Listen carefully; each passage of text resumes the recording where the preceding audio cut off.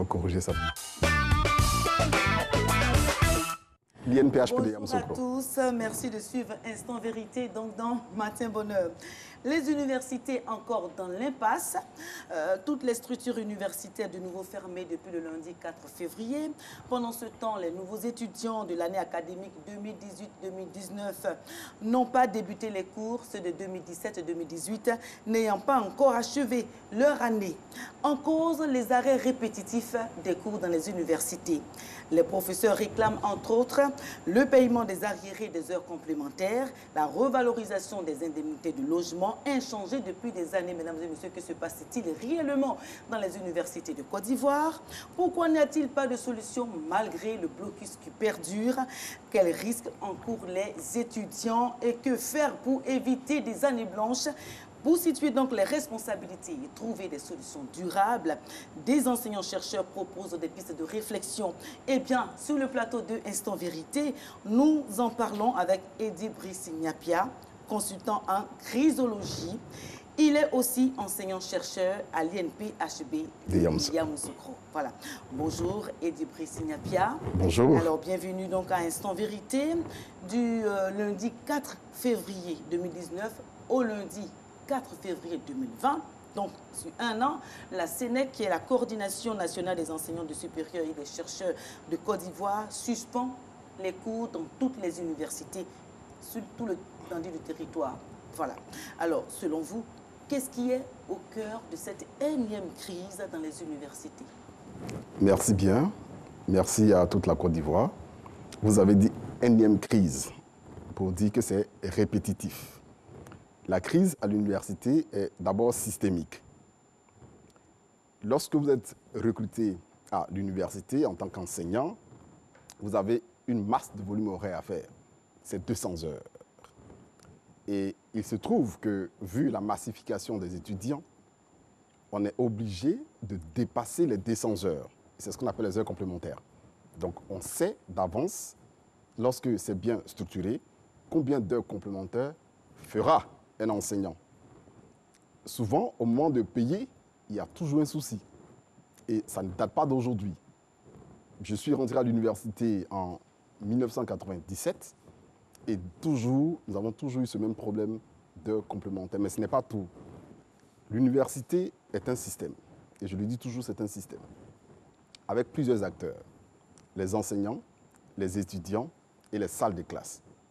Lorsque vous faites le ratio enseignants, étudiants et salles de classe, vous ne pouvez jamais tenir dans les 9 mois de l'année académique. Bien. Alors, on va faire les choses de manière très simple. Je vous en prie. Monsieur Niapia, nous allons situer les responsabilités. Voilà. Alors, qui est responsable de ce présent arrêt des cours dans les universités? Pour ce qui nous a été donné... Les étudiants, les professeurs, c'est qui exactement? Pour ce qui nous a été donné de comprendre, un groupe d'enseignants est allé perturber une réunion de l'administration. Et en réaction, l'administration a pris une mesure de suspension de ces enseignants. Et la CNEC, en réaction également, a pris cette décision de suspendre les cours pendant 1 an tant que les enseignants ne sont pas réintégrés. Bien. Alors, donc c'est ce qui se passe actuellement à l'université.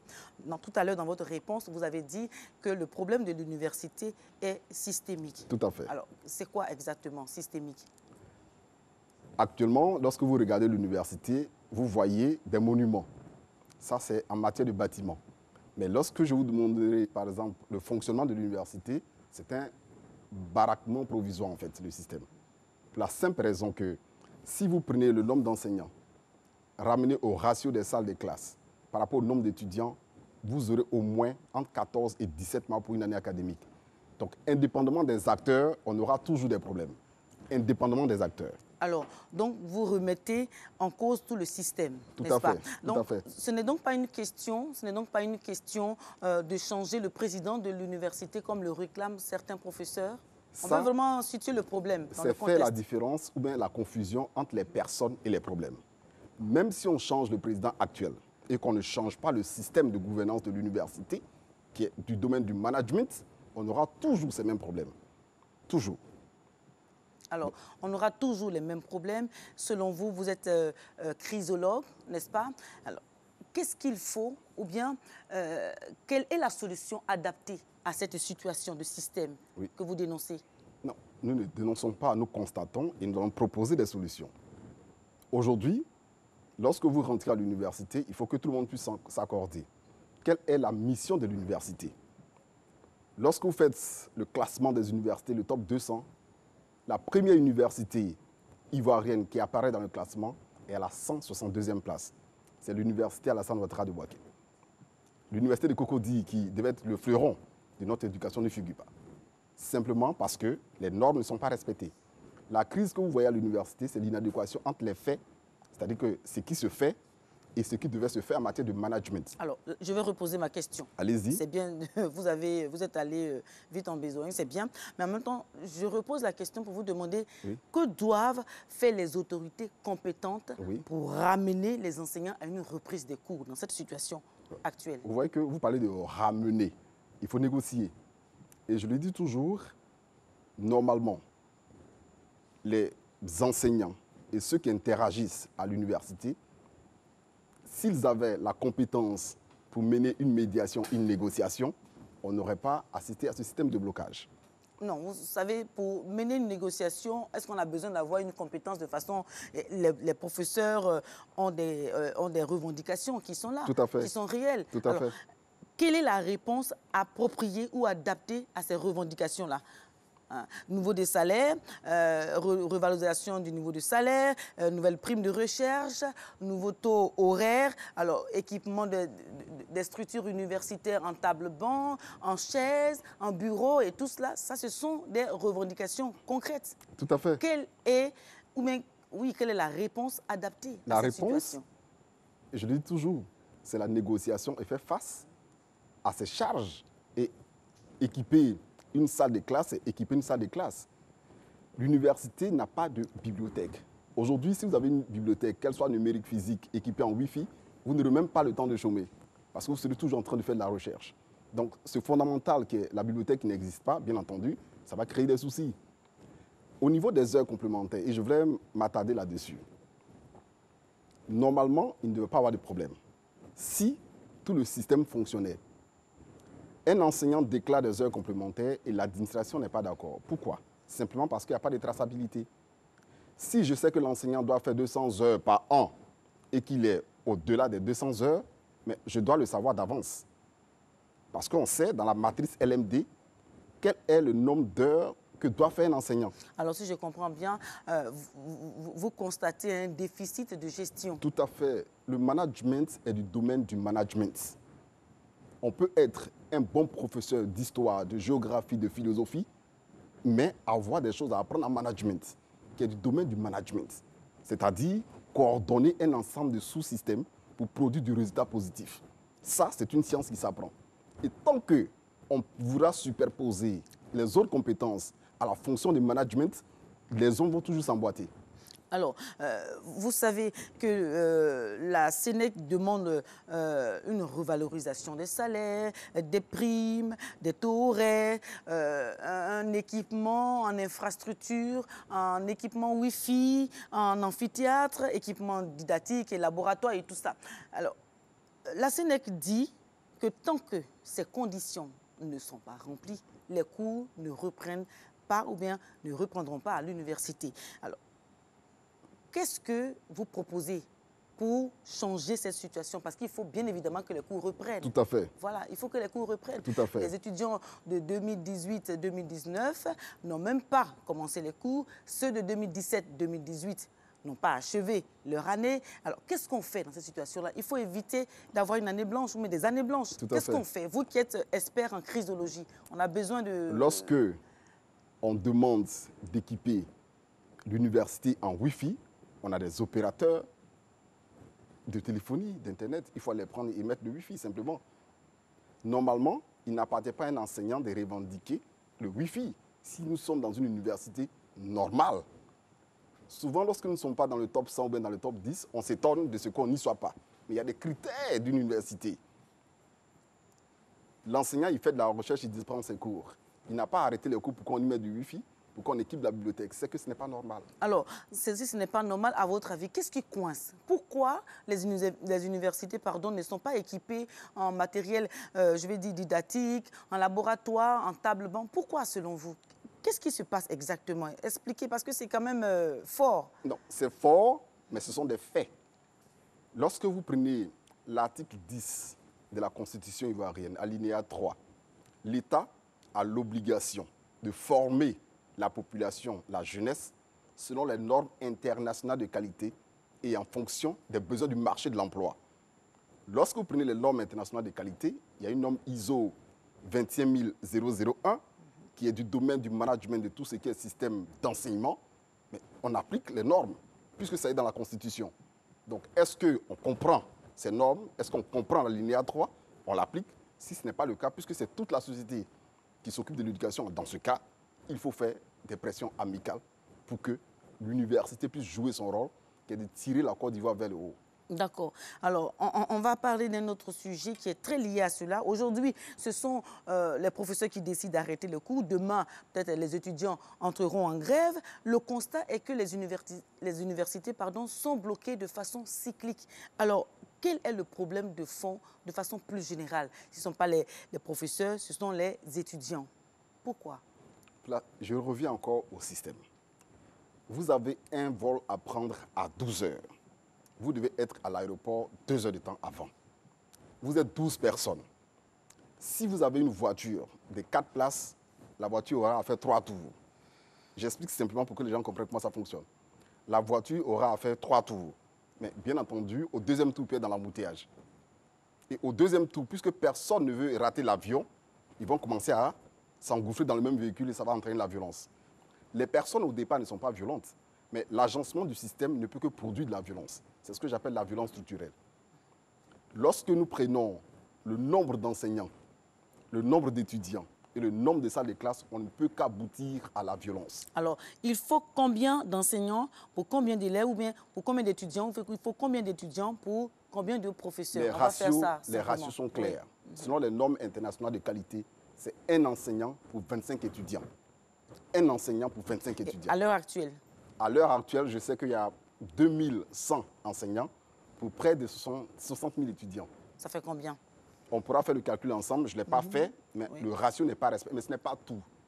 Lorsque 2 enseignants, en 2018, se disputent une salle de TD, ou bien pendant qu'un enseignant est en train de faire un cours dans une classe et que d'autres étudiants ont cours dans la même salle, c'est juste de la programmation, de la programmatique qui n'est pas respectée. Donc, on ne maîtrise pas la surface systémique où fonctionnent les éléments. Donc, c'est sûr qu'ils vont s'emboîter.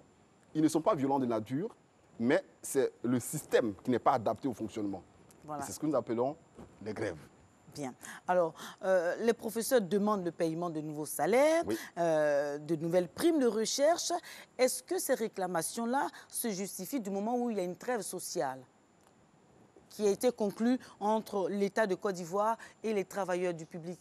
Et là, j'en appelle à la responsabilité des uns et des autres. Mais aussi, il faut faire la différence. Je sais qu'il y a une trêve entre le gouvernement et la plateforme des travailleurs pour stabiliser et pour donner une visibilité, une chance au progrès. Mais ce qui arrive, par exemple, à l'université de Cocody n'est pas inclus dans la plateforme de cette trêve sociale. Ça, on peut au moins le dire. Donc, c'est vrai. Lorsqu'on signe une trêve, et je le dis toujours, il faut toujours être prêt à négocier, mais ne jamais négocier lorsqu'on n'est pas prêt.